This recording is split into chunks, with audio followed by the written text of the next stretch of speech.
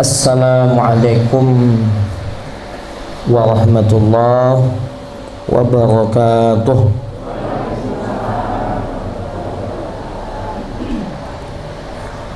Alhamdulillahi lakal hamdu kulluh wa lakas syukru kulluh wa ilaika yurja'ul amru kulluh. Allahumma salli wa sallim wa barik ala nabina Muhammadin sallallahu alaihi wasallam wa ala alihi wa sahbihi ajma'in. Amma ba'du. Para bapak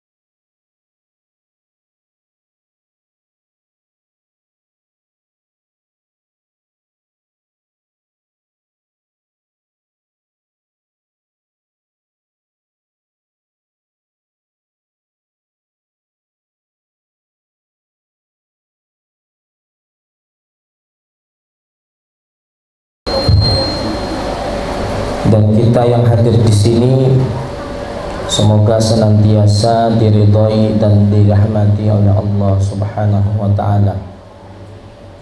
Shalawat beserta salam marilah kita curah limpahkan kepada uswatun hasanah Nabiullah Muhammad sallallahu alaihi wasallam beserta keluarganya, para sahabatnya, para tabi'in, tabi'ut tabi'in yang setia mengikuti dakwah dan langkah beliau sallallahu alaihi wasallam hingga akhir zaman.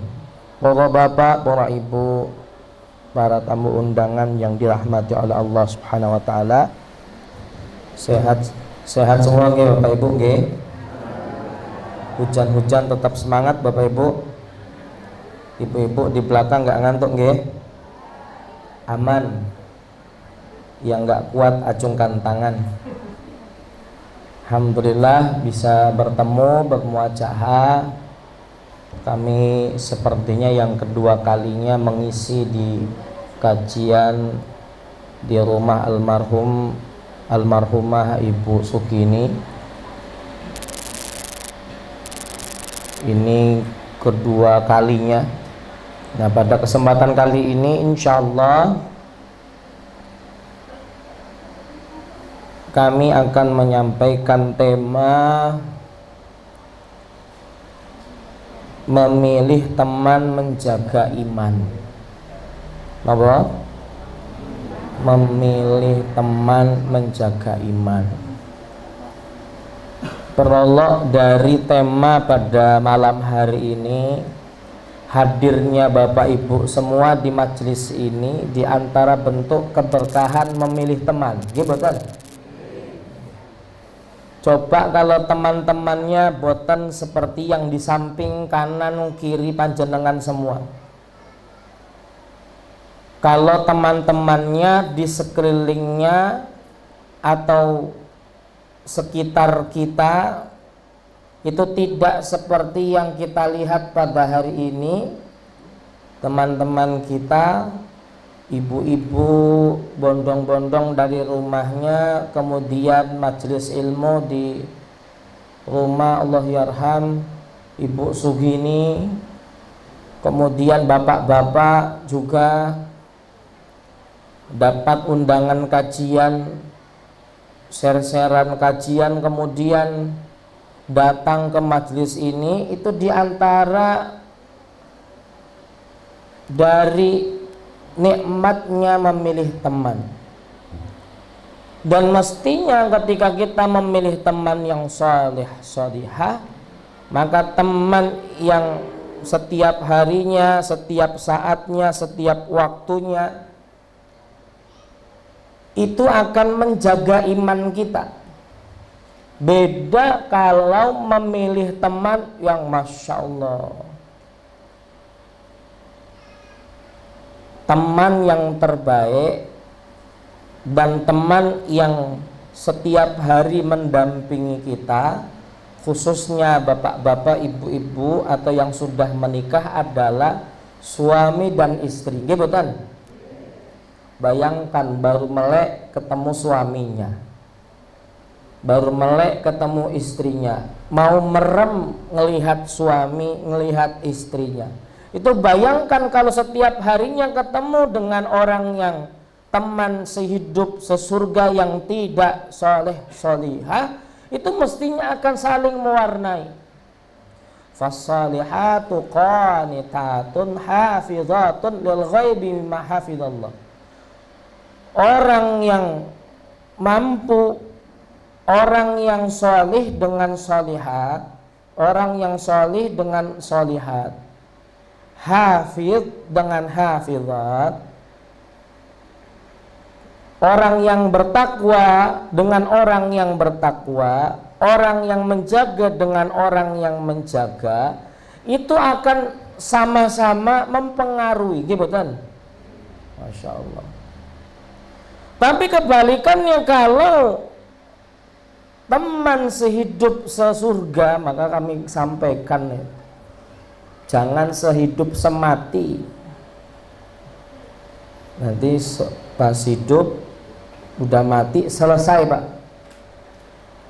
nggak bareng-bareng lagi. Kira-kira bapak-bapak mau masih bareng-bareng di surga betul sama ibu-ibu? Bu, masih mau bareng sama bapak di surga nggak? Bapak nggak suara kayak berat gitu Bu.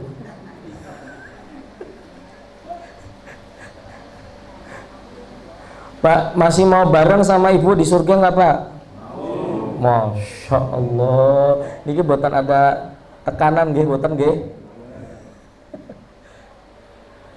Akan berbarengan nanti di surganya Allah Subhanahu wa taala. Ini kaget. Ini di antara bentuk memilih teman, menjaga iman. Bapak Ibu yang dirahmati oleh Allah Subhanahu wa taala, tengoklah ayat Allah Subhanahu wa taala.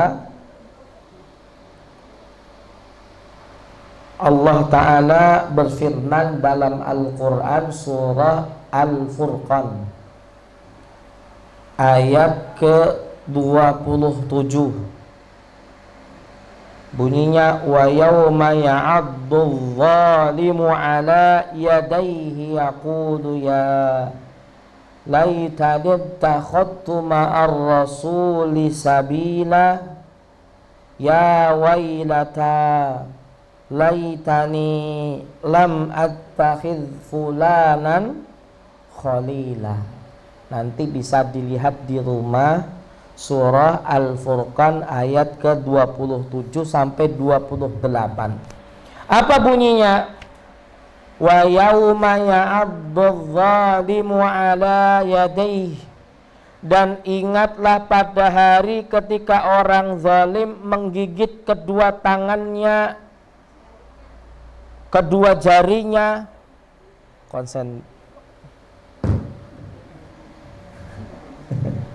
Wa yauma ya'addu dhalimu ala yadayhi yaqulu ya laitani ittakhadtu ma'ar rasuli sabila. Aduhai, katanya, kiranya dulu aku mengikuti jalan Rasulullah sallallahu alaihi wasallam. Ya wailata laitani lam attakhidh fulanan khalila.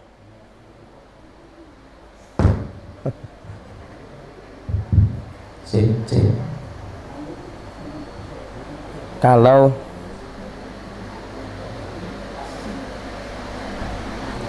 cik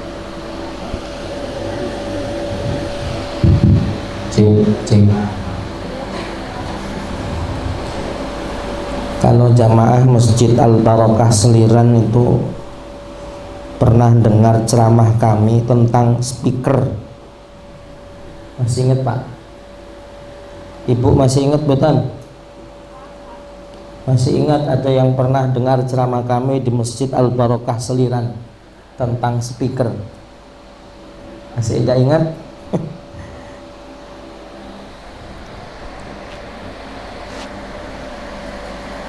Tapi insya Allah di majelis ini aman, karena beberapa tempat itu di 3 bulan yang lalu itu di Musola Al Muhtadin Walang, kami lagi ceramah, tiba-tiba lagi ceramah mic di belakang jatuh Pak.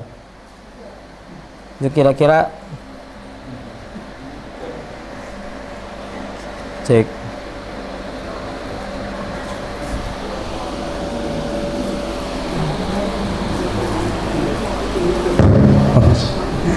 ini biasanya aman gitu, biasanya gitu.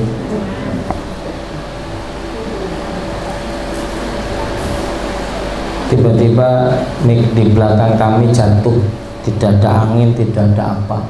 Itu kira-kira sebabnya apa Pak? Sebelumnya itu berurutan kami safari dakwah di Ciamis, Jawa Barat. Dari 5 tempat, 3 tempat mic-nya mati Pak. Sebelum itu lagi berentetan mic-nya mati. Tapi ini insya Allah buatan disengaja. Tapi kok ya kebetulan banyak yang mati pas kami ngisi Pak. Terakhir sholat Idul Fitri di lapangan Gelora, sound system yang the best, mahal, biasa dipakai sound horeg Pak. Tiba-tiba pas kami takbir Allah, mati Pak. Baru alham mati. Panitia keringetan kabeh Pak. Dan nyewa sound system mahal-mahal mati. Akhirnya kami diam sebentar, kemudian merenung, diam bacaannya, kemudian kami tarik napas, lanjut lagi, alhamdulillah bisa. Itu kalau ngapunten mati, qadarullah-nya pas-pas mic-nya untuk nampung jamaah, pas lagi ruku bangun mic-nya mati, kan gak bangun-bangun rukuknya Pak. Tapi alhamdulillah berjalan dengan baik. Tapi sebelum itu rentetannya kami cerita sebelum masuk, teman menjaga iman. Ternyata kok asal muasalnya kami ngeruqyah salah seorang karyawan Pak. Ini kami urusannya dengan makhluk halus Bu. Ibu-ibu pernah ketemu makhluk halus belum Bu? Belum nggih? Jadi sebelum kami safari dakwah ke Ciamis waktu itu sampai dengan saat ini, itu kami pernah ngeruqyah salah seorang karyawan perempuan di salah satu tempat ruko di daerah Bulak Rejo sana. Kemudian ketika kami ruqyah, singkatnya, ketempelan ada jin laki-laki suka sama anak perempuan, mbak-mbak. Kemudian udah berhari-hari nggak nempel, suka ganggu, tiba-tiba pas lagi kerja kesurupan. Saya ruqyah, kemudian dia nggak mau keluar, saya ruqyah lagi. Saya punya pasukan Ustaz. Lihat saja saya akan menghalangi dakwahnya Pak Ustaz. Kok ya setelah itu mic saya mati-mati Pak. Ini kira-kira di tempat ini aman boten nggih?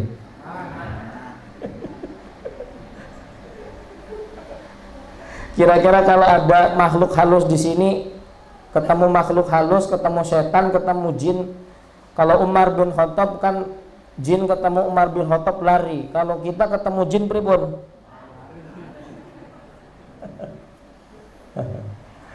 Masya Allah.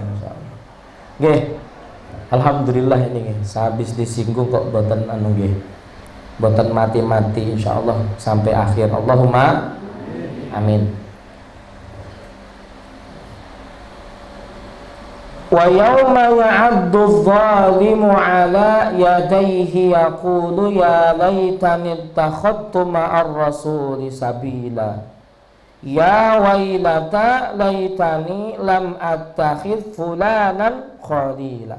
Maka di akhir dari ayat Al-Furqan, surah Al-Furqan ayat ke-28, ya wailata laitani lam attakhidh fulanan khalila. Celakalah aku, katanya, andaikan aku tidak menjadikan si fulan sebagai sahabat dekat. Maka penting milih teman yang baik, yang selalunya akan menasehati, senang dinasehati, susah ya dinasehati. Senang dinasehati, susah ya dinasehati. Ada perkataan dari salah seorang ulama, Bapak Ibu jamaah yang dimuliakan Allah. Kalau kita dalam keadaan kuat, sehat, mampu melaksanakan sesuatu, maka perbanyaklah khauf. Napa? Khauf. Khauf niku napa? Takut. Lagi senang banyak duit, lagi sehat, lagi enak keadaannya, maka perbanyak apa? Khauf. Yang kedua katanya, ketika kita lagi dalam keadaan futur, lemah, orang yang sedang sakit, perbanyaklah roja, harapan. Apa maknanya? Kayak yang muda-muda itu, Bapak Ibu.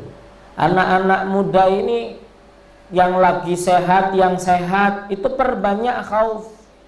Jangan sampai ada yang berpendapat saya masih sehat, umurnya masih muda, matinya lama. Akhirnya maksiat terus. Nanti tobat mah bisa nanti kan saya masih muda. Akhirnya nggak tobat. Tapi kalau lagi sehat, bapak-bapak, ibu-ibu kita masih kuat melakukan sesuatu, masih kuat datang pengajian, perbanyaklah khauf. Mampu melakukan sesuatu, perbanyaklah khauf. Takut kepada Allah kalau kita berbuat salah kepadanya. Orang mampu, orang kuat. Dalam keadaan senang, perbanyak khauf. Lagi rekreasi, refreshing, perbanyak khauf. Banyak zikirnya, banyak bermunajat kepada Allah. Sebaliknya, kalau lagi sulit, kalau lagi futur, orang yang sedang diuji oleh Allah berupa penyakit, perbanyaklah harapan. Jangan terlalu banyak takutnya. Maka orang yang sakit itu kalau terlalu banyak takut, ya Allah saya sakit, kenapa ini ya Allah? Jangan-jangan saya banyak dosa. Ya itu boleh ada. Tapi yang terpenting para ulama menyampaikan, perbanyaklah raja, harapan. Dari sakit yang dia diberikan oleh Allah kepadanya, insya Allah yakin Allah akan berikan kepadanya sembuh. Sakit akan diberi sembuh, kesulitan akan diberi jalan keluar. Gimana? Jamaah yang dimuliakan Allah Subhanahu wa ta'ala. Maka balik lagi, tadi sampai mana tadi? Orang yang memilih teman solih solihah lagi dalam keadaan senang dinasehati, ingat Allah, doanya yang banyak. Bapak Ibu, kita kalau mohon sama Allah kira-kira seringnya pas lagi senang atau sedih? Coba jawab dengan kompak. Lagi senang atau sedih? Sedih. Maka ada orang takut doanya lama di masjid. Itu sebabnya nopo kira-kira? Ustadz, Bu, Pak, kok doanya nggak lama? Takut disangka banyak masalah. Doanya baru sebentar, amin. Tapi kalau lihat orang yang banyak masalah, doanya lama banget. Tapi kalau lagi banyak uang, nggak punya utang, wah, nggak inget nih doanya, cepet banget, nggak tahu doanya nopo. Langsung katanya pakai doa sapu jagat. Nopo doa sapu jagat? Rabbana atina fid dunya hasanah wa fil akhirati hasanah wa qina adzabannar. Amin. Masyaallah. Nggak boleh itu doa sapu jagat, nggak boleh. Tapi Allah itu menyukai hambanya yang selalu istiqomah memohon kepadanya. Maka kalau udah istiqomah, dinasehati sama teman baik kita, lagi senang, kita istiqomah, ingat Allah, doa sama Allah, doa dulu yuk gitu. Suaminya menasehati jangan lupa sholat duha, temannya nasehati, Bu nggak pengajian, wah itu insya Allah lingkungannya mantap. Insya Allah baik-baik Pak Bu, jamaah yang dimuliakan Allah. Lagi mau maksiat ditegur, jangan maksiat. Lagi sulit, lagi punya masalah ditegur, sabar. Kira-kira kalau orang punya masalah dinasehati sabar, kira-kira senang apa botan? Sakit dinasehati datang, Pak Bu saya sakit, sabar. Kira-kira yang sakit marah botan? Sakit gigi ya Allah, sakit gigi ya Allah. Ibu ngadu sama bapak, Pak sakit Pak, ya Allah sakit banget. Bapak ngomong apa Pak? Sabar. Pak saya sakit Pak, sabar. Ya Allah Pak, Bu, saya ini sakit gigi kok panjenengan ngomong sabar. Saya ini sakit. Lah iya toh. Orang yang sakit kan tipsnya ya sabar. Lah kamu nggak ngerasai saya sakit, justru karena tidak merasakan. Orang yang tidak merasakan bisa ngomong sabar. Coba sama-sama punya masalah, kira-kira apa yang terjadi? Sama-sama sakit, kira-kira apa yang terjadi? Pak bilin minum, aku ya sakit kok. Pak saya sakit gigi, sama sakit juga. Masih enak kalau ada yang ngomong sabar, gimana? Walaupun sabar kalimat yang dinasehatkan oleh teman, oleh suami kita, istri kita yang solihah itu kadang-kadang tidak diterima oleh diri kita yang sedang merasa lelah, yang sedang merasa banyak masalah. Ketahuilah, dari nasihat teman yang solihah itu akan melahirkan fa inna ma'al usri yusra, pertolongan dari Allah Subhanahu wa taala. Jadi kita makin sabar. Aslinya gedumel dulu Pak Bu, tapi ya setelah itu Allah berikan sabar. Orang yang sedang sedih banget dinasehati sabar, itu insya Allah akan sedikit demi sedikit Allah akan karuniakan kepada dia sabar. Itu diantara bentuk nikmat Allah Subhanahu wa ta'ala memiliki teman yang solihah. Sebaliknya, sebagaimana ayat yang tadi saya baca tentang pada hari kiamat orang-orang zalim menggigit kedua tangannya sambil berkata, aduhai kiranya dulu aku mengikuti jalan Rasulullah SAW. Bahasa zaman sekarang, ya Allah kok ya dari dulu aku nggak datang pengajian, nggak ikut-ikut tuh orang-orang yang datang pengajian di rumah Ibu Sugini, kok nggak ikut-ikut pengajian di Masjid Al-Barokah. Seandainya saya ikut komunitas sahabat-sahabat yang baik seperti yang tadi, mungkin tidak akan saling mendebat pada hari kiamat. Mungkin tidak akan menyesal pada hari kiamat dengan mengatakan, ya wailata laitani lam attakhidh fulanan khalila. Maka orang yang zalim akan berteman dengan orang yang zalim. Orang yang bermaksiat akan berteman dengan orang yang bermaksiat. Na'udzubillahi min. Nabi juga mengatakan dalam sebuah hadisnya, Bapak Ibu jamaah yang dimuliakan Allah, al-mar'u ala dini khalilihi falyandur ahadukum man yukhaliluhu. Seorang tergantung dari agama sahabatnya. Apa yang dimaksud al-mar'u ala dini khalilihi? Tergantung dari agama orang yang paling terdekat dengannya. Apa itu yang dimaksud dengan agama di sini? Para ulama menjelaskan agama itu gaya hidup, Pak. Agama itu kebiasaan. Bisa gaya hidup, kebiasaan.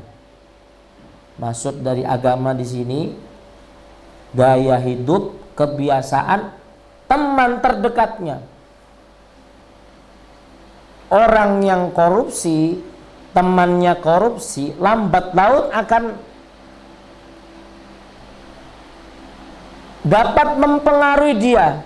Nih, saya nih duitnya banyak, enak banget, cuma korupsi sedikit, cuma kerjanya begini dapat uang banyak, enak. Lah kok jenengan sulit kerjanya, dapatnya cuma segitu. Ikut saya saja, kerjanya enak, tinggal tanda tangan, selesai, kelar Pak Bu. Ada nggak yang begitu? Ada nggak Pak yang begitu? Tinggal tanda tangan, dapat uang banyak. Ada nggak Pak? Ada, banyak.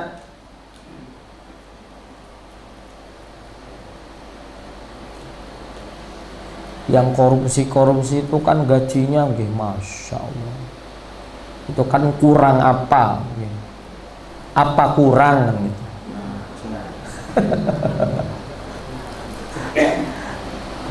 Kurang apa itu?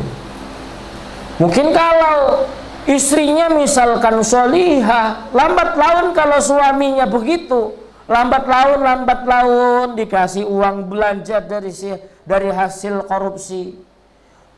Istrinya nggak melarangnya, padahal sering datang pengajian, tapi terus menerus ditransferi. Pak, kemarin kok uangnya banyak banget, dari mana? Dah diem saja, yang penting aku transfernya lancar. Nanti kamu tinggal datang pengajian, mohon sama Allah tobat. Karena Nabi SAW, jamaah yang dimuliakan Allah Subhanahu wa taala, karena Nabi itu mengatakan, siapa yang berdoa kepada Allah, tidaklah seorang mukmin, ma min muslimin yad'u bida'watin ma min muslimin yad'u bida'watin laisa fiha ismun wala qati'atur rahim. Jadi ada dua, Allah itu, kata Nabi, tidak akan tidak mengabulkan doa hamba Allah Subhanahu wa taala. Dengan syarat doa tersebut, permintaan itu tidak mengandung dua hal. Pertama, maksiat. Yang kedua, memutus tali silaturahim. Yang penting tidak mengandung maksiat, tidak mengandung memutus tali silaturahim. Ustaz, bagaimana doa yang mengandung maksiat? Ya tadi Pak, ada orang mencuri, sebelum mencuri ngomong, ya Allah lancarkan ya Allah. Saya mau mencuri ya Allah, mudah-mudahan nggak ketangkep. Ya Allah lancarkan ya Allah, saya insya Allah dari hasil korupsi saya nyumbang anak yatim. Ya Allah lancarkan ya Allah, saya insya Allah hari ini akan nyolong kotak amal masjid. Pas nyolong bismillah, tidak akan dikabulkan oleh Allah Subhanahu wa taala. Ya. Karena mengandung dua hal. Mengandung dosa, yang kedua mengandung memutus silaturahim. Tapi kalau tidak mengandung dua hal itu, illa a'tahullahu biha ihdas salas, melainkan Allah akan memberinya ijabah salah satu di antara tiga cara. Allah alhamdulillah, singkatnya pertama cara Allah akan kabulkan segera di dunia.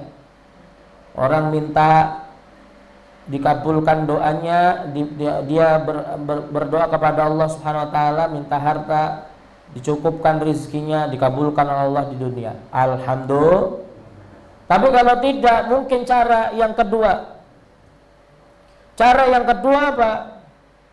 Cara yang kedua ketika dia berdoa kepada Allah, Allah akan, kalau tidak dengan cara yang pertama, Allah kabulkan dengan cara yang kedua.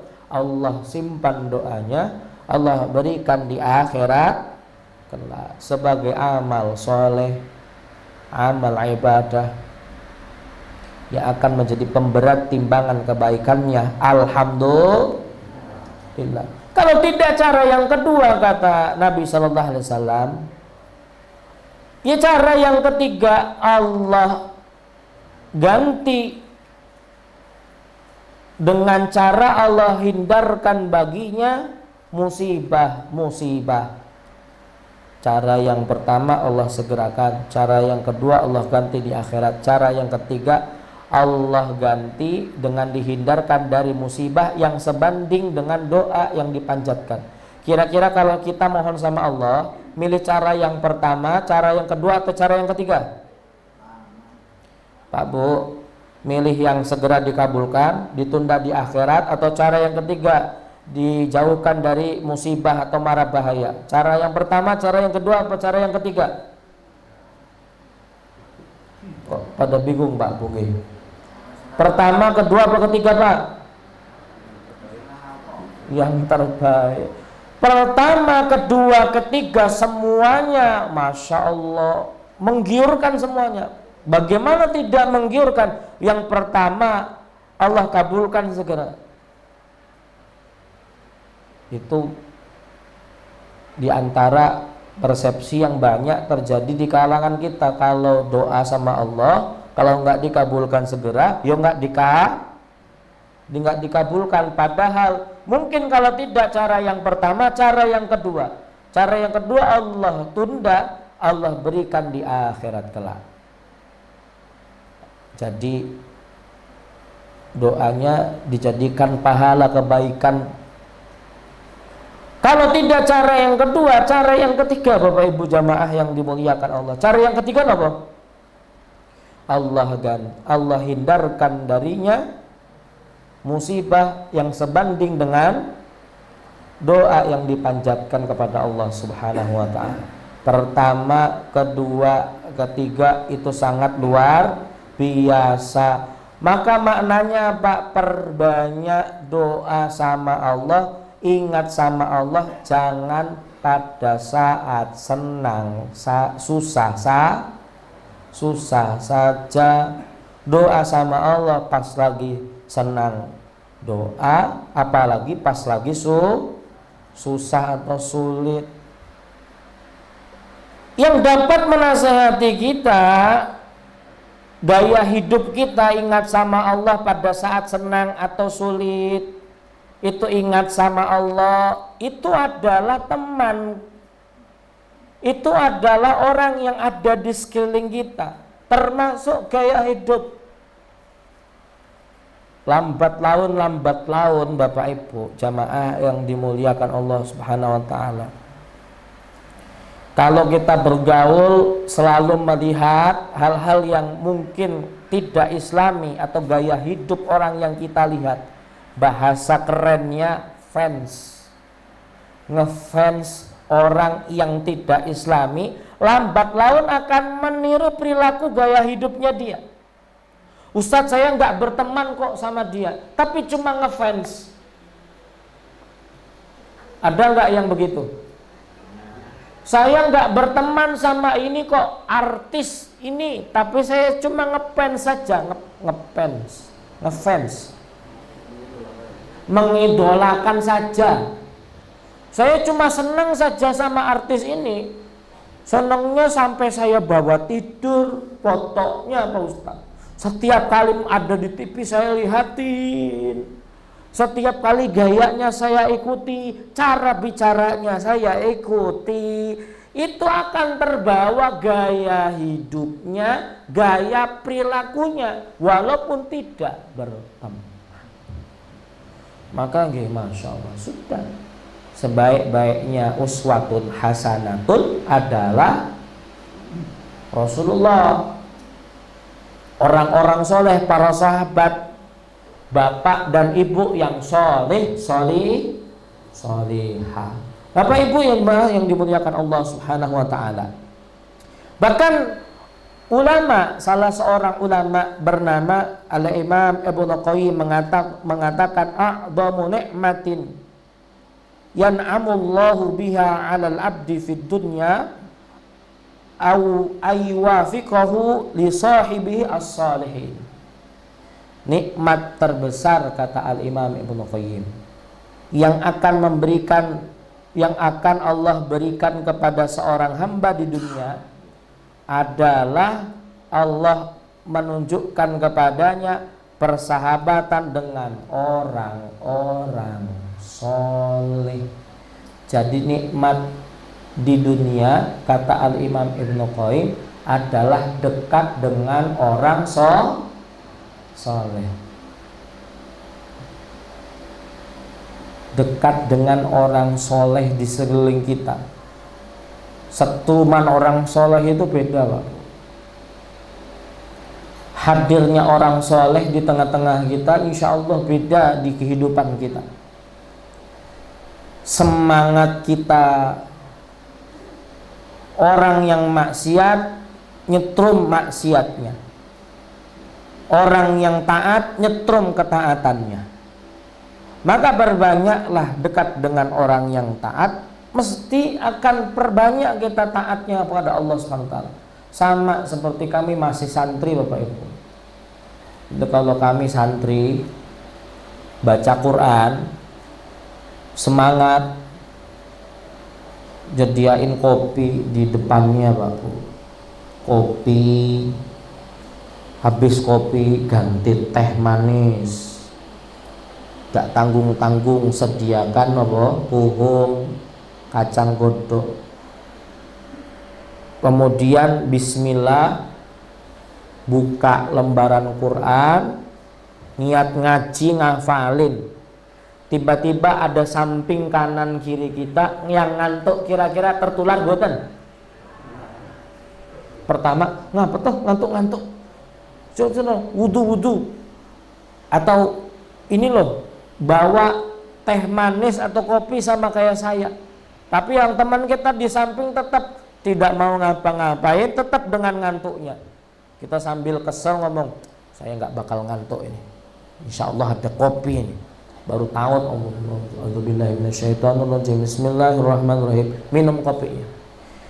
Ayat pertama minum kopi, ayat kedua kopinya kok kita enak, minum lagi sampai habis kopinya, Pak. Baru 5 ayat ganti teh manis, minum lagi tehnya. Baru baca sedikit, minum lagi, baca sedikit, minum lagi, habis tehnya. Sudah habis, bismillah, baru baca ngantuk.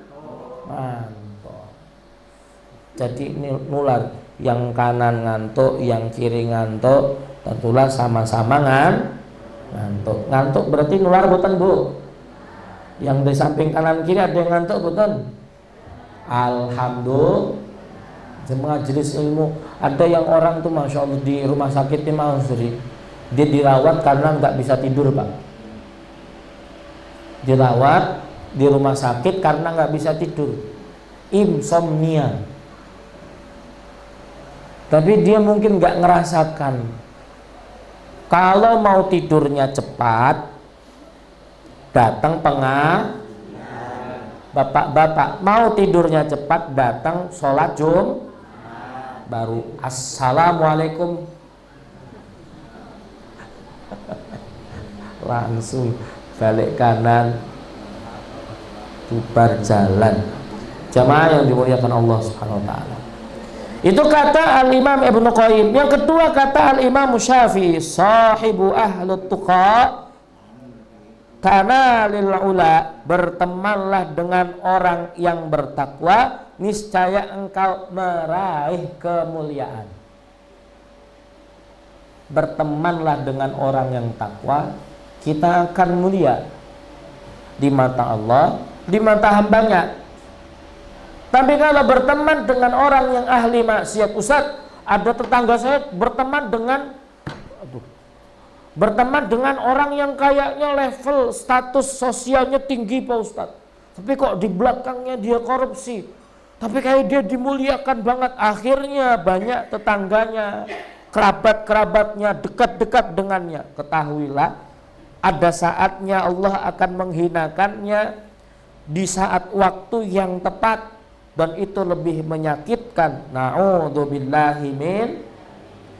Tapi kalau berteman dengan orang yang sholih, kok tapi kelihatannya biasa-biasa saja, yo nggak kaya, yo nggak ada duit, ya tidak ada saja duitnya pas-pasan, semuanya cukup, ketemu masih bisa senyum, makan apa saja enak. Coba orang yang biasa makan enak tuh Pak Bu, disuruh makan soto 7.000 kira-kira mau boten niku? Mules Bapak Ibu, gak mau mungkin. Ada tetangga kami di Bekasi, sehabis meninggal suaminya, kemudian istrinya banting tulang, Masya Allah. Istrinya itu hartanya Masya Allah, rumahnya ada 4, mobilnya banyak. Tiba-tiba suaminya meninggal, kemudian punya banyak hutang, sahamnya dijual semuanya, tidak punya apa-apa, rumahnya besar mau dijual, ada tulisan dijual. Akhirnya satu mobilnya dipakai untuk nge-grab, padahal orang kaya dulunya. Ya alhamdulillah, datang ke rumah kami, nyampaikan doa, mohon doanya Pak Ustaz. Tadi saya sedih banget, pertama kali sarapan nasi telur kecap. Sedih pertama kali makan nasi telur kecap. Bapak-bapak sering Pak? Ibu sering Bu? Sering, hampir setiap hari mungkin. Tapi biasa saja, sehat. Tapi mungkin bagi orang ini, Masya Allah, cobaannya dari yang status sosialnya tinggi, hartanya banyak, keadaannya enak, rumahnya banyak, mobilnya banyak, mewah-mewah, Masya Allah. Tiba-tiba bangkrut, Allah uji dia. Tapi Masya Allah, bagaimana keadaannya? Tapi kalau anak orang soleh, solihah diuji oleh Allah Subhanahu wa ta'ala karena terbiasa berdekatan dengan orang soleh, solihah, dia ketika diberikan kenikmatan oleh Allah berupa harta yang cukup, berupa harta yang banyak, misalkan katakanlah banyaklah atau kaya lah katakan, karena dia berteman dengan orang soleh, solihah, terbiasa dinasihati, harta itu tidak akan lama dibawanya. Gibotan, jangan sombong, jangan ujub, jangan merasa tinggi di hadapan orang lain. Nanti kalau sewaktu lagi susah, maka kita bisa ditolong oleh orang lain. Akhirnya ketika dia susah, maka tidak butuh lama, naik lagi derajatnya, sedikit demi sedikit Allah berikan jalan keluar atas ujiannya. Itulah diantara wasilah orang teman-teman yang soleh solihah. Alhamdulillah. Itu Imam Syafi'i mengatakan demikian. Bapak Ibu jamaah yang dimuliakan Allah Subhanahu wa taala. Maka dari ayat Al-Qur'an, kemudian hadis Nabi sallallahu alaihi wasallam, kemudian yang ketiga perkataan ulama, siapakah menurut dari kesimpulan dari tiga hal yang kami sampaikan itu, tiga referensi yang kami sampaikan itu, siapakah yang layak dijadikan sahabat? Yaitu teman yang soleh solihah. Siapa itu yang layak dijadikan sahabat? Para ulama itu merangkum Bapak Ibu. Siapa yang layak dijadikan sahabat? Yang pertama adalah man yu'inuka ala ta'atillahi subhanahu wa ta'ala. Yang pertama adalah orang yang membantumu dalam ketaatan kepada Allah Subhanahu wa taala. Yang kedua, siapa itu? Man yudzakiruka billah idza nasita. Orang-orang yang mengingatkanmu kepada Allah ketika engkau lalai. Membantu dalam ketaatan, gak bisa ngaji, diarahkan, yuk pengajian, ngaji sama saya 1 ayat 2 ayat gak apa-apa. Pak Bu, saya baru ngaji hari ini, gak apa-apa, yuk ngaji saja dulu. Bantu dalam ketaatan. Yang ketiga, yang kedua, man yudzakiruka billah idza nasita. Ada orang kadang semangat, kadang futur. Al-iman yazidu wa yanqusu, yazidu bi ta'ah wa yanqusu bil ma'siyah. Anak iman seorang hamba kadang naik, kadang turun. Naiknya karena taat, turunnya karena maksiat. Siapa sahabat yang dapat menaikkan kita ke dalam ketaatan Allah? Man yudzakiruka billah idza nasita. Orang yang mengingatkanmu kepada Allah jika engkau lalai. Maka kalau ada sahabat kita, suami kita, istri kita, tapi paling jitu yang menasehati adalah pasangannya sebenarnya. Dia boten. Saya pernah Pak. Ini sampai jam berapa Mas Febri? Sampai jam 2 subuh ya. Saya pernah terakhir. Ini kalau piringnya sudah sampai sana saya tutup nggih. Atau piringnya kalau sudah sampai sini saya tutup nggih. Terakhir nih. Terakhir kami pernah ceramah diundang ke Sukoharjo bagian sana Pak. Bagian ujung sana. Ustadz mohon kehadirannya mengisi ya pas lagi bulan-bulan seperti ini, hujan-hujan, lagi sering-seringnya hujan. Acaranya ba'da Isya jam 8. Saya berangkat dari rumah, Isyanya dekat sana. Kemudian bismillah tawakkaltu 'ala Allah, datang ke masjid tersebut, kok mati lampunya. Duduk di depan masjid, masih nunggu jam, masih jam 7:30. Sudah duduk dulu, sudah mendekati jam 8 kok masih mati lampunya Pak Bu. Sudah jam 8 pas, kok belum ada yang datang sama sekali. Jam 8 lebih, belum ada yang datang. Sampai jam 9 saya nunggu, belum ada yang datang. Tiba-tiba takmir masjid yang ngundang saya lewat di depan masjid, ngomong, Pak Ustadz, pengajiannya libur, hujan. Padahal paginya baru mengingatkan, Pak Ustadz, ingatkan, izin mengingatkan, malam waktunya pengajian. Yuk kok malam sudah nunggu nggak diingatkan. Saya ngedumel, wah Masya Allah ini besok saya nggak datang lagi. Pas sampai rumah ketemu istri, Saya cerita sama istri saya, nggak datang lagi Mi ke tempat yang itu, parah itu. Apa kata istri? Sabar Bi. Apa kata istri? Abi diuji semua, begitu dakwahnya kok udah ngeluh. Masya Allah. Istri cuma ngomong sabar Bi, itu nyelekit banget di hati Pak Bu. Diuji dakwahnya cuma nggak diliburin, nggak beritahu kalau libur saja sudah ngeluh, nggak mau dakwah di situ. Nabi ditimpuk-timpuk. Oh. Coba istrinya nggak solihah Pak, manas-manasi kan Pak. Kompori Bi, semua teman-teman ustadz-ustadz tuh jangan ada yang ngisi di masjid. Itu besok-besok teman-teman Baitul Hikmah kalau ngisi, itu kan kami bagian dakwah Pak di Baitul Hikmah. Ustadz-ustadz itu biasanya kalau ngatur jadwal ada yang ke kami, ada yang kami yang ngatur.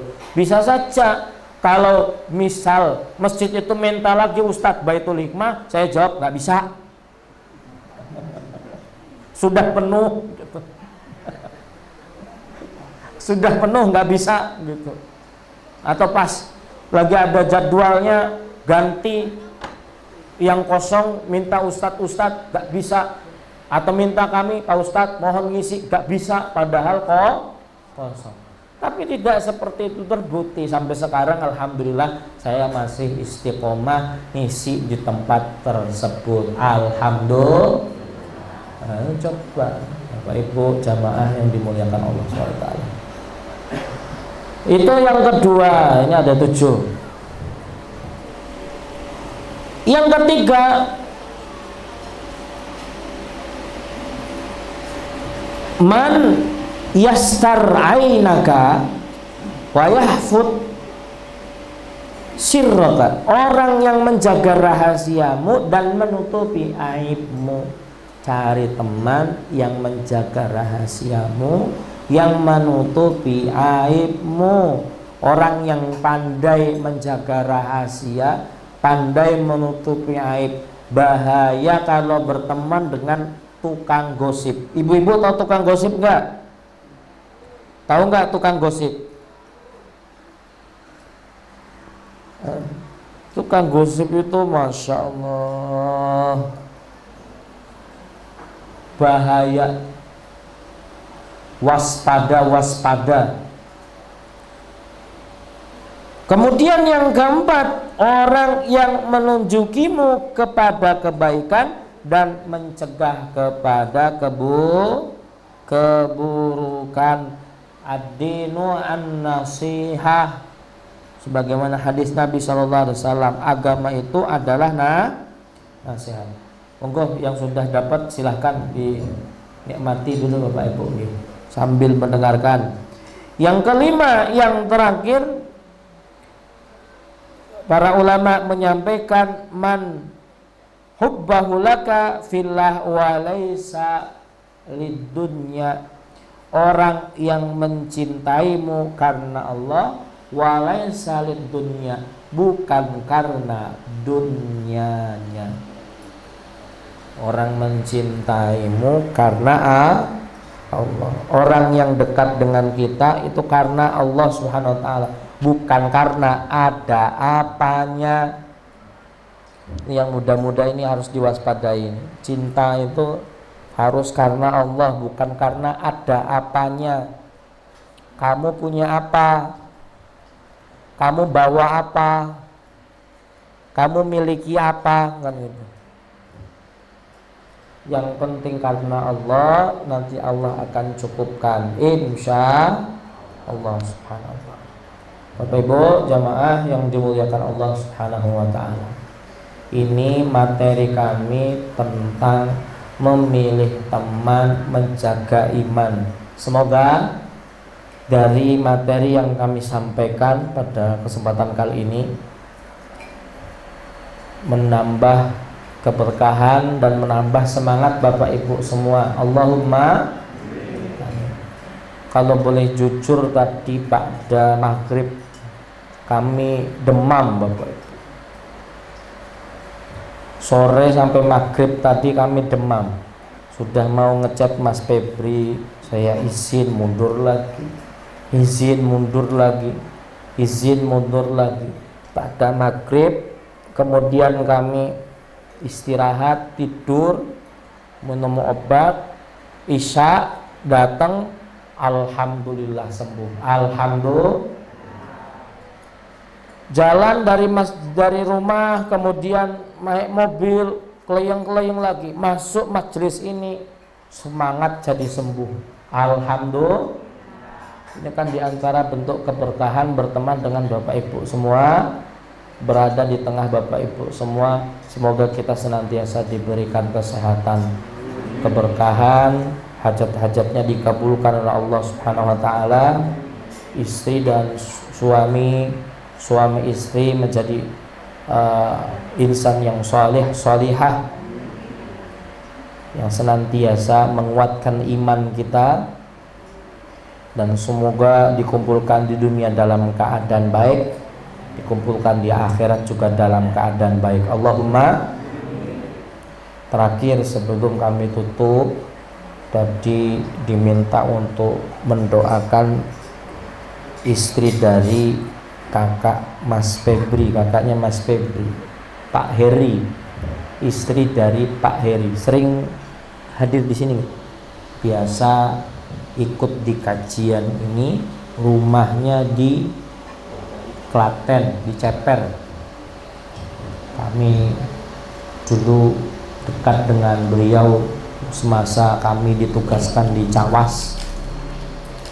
Nah, semoga istri beliau diberikan kesembuhan, kesehatan oleh Allah Subhanahu wa taala, tanpa ada suatu apa, diberikan kesehatan dan dilancarkan semua pengobatannya. Dan Bapak Ibu yang ikut mendoakan juga diberikan kesehatan oleh Allah Subhanahu wa taala. Mari kita di akhir dari majelis ini juga kita mendoakan sahibul hajah, sahibul bait, keluarga besar Ibu Hajah Sugini, semoga senantiasa diberikan keberkahan Allah Subhanahu wa taala. Innallaha malaikatahu yusholluna 'alan nabi ya ayyuhalladzina amanu sallu 'alaihi wa sallimu taslima. Allahumma salli wa sallim wa barik ala nabiyyina Muhammadin sallallahu alaihi wasallam wa ala alihi wa sahbihi ajma'in.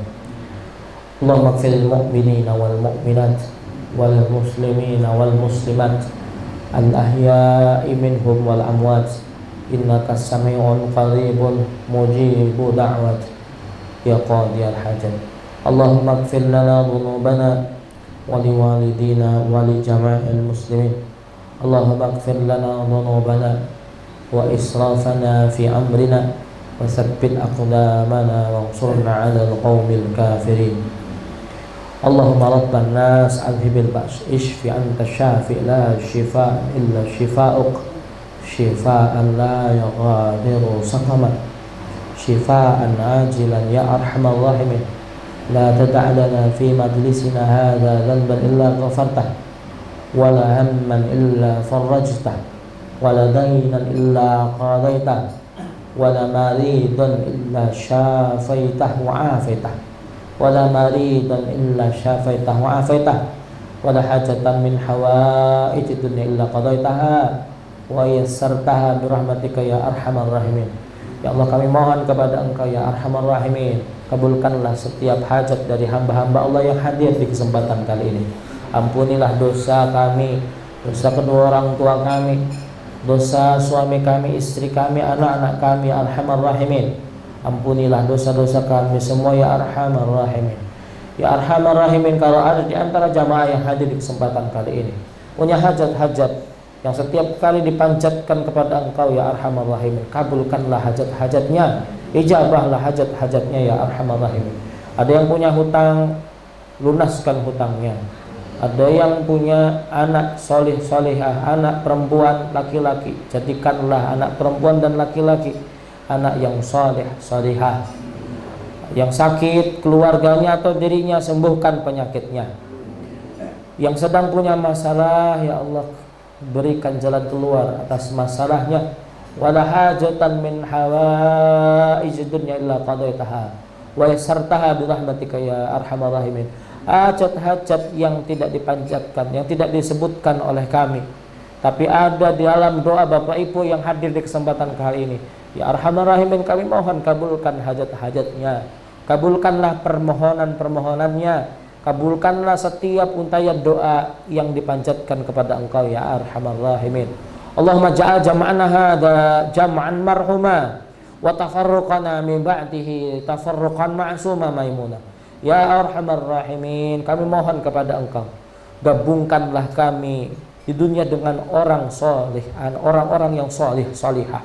Kumpulkanlah kami di dunia dengan orang yang soleh solihah. Kumpulkanlah kami di dunia, di akhirat kelak pula dengan orang yang soleh solihah, dengan para nabiyyin wasiddiqin wasuhada wassalihin, dengan para anbiya, para orang-orang saleh, para syuhada, para orang-orang siddiq, dan orang-orang yang diridhoi oleh Engkau ya arhamar rahimin. Ya arhamar rahimin, wafatkanlah kami dalam keadaan husnul khatimah. Wafatkanlah kami, suami kami, istri kami, anak-anak kami, hamba Allah yang hadir di kesempatan kali ini. Wafatkanlah kami dalam keadaan husnul khatimah.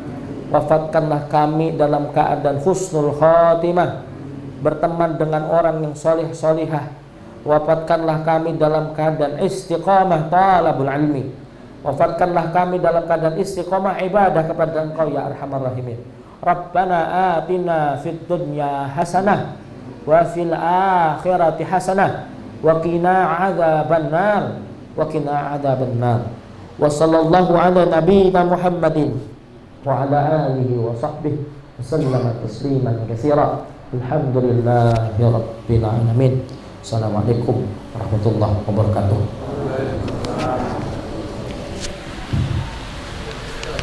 Jazakumullah khairan katsiran kepada Ustaz Luki Brahmana atas tausiah yang disampaikan, semoga bermanfaat untuk kita semua. Bapak Ibu sekalian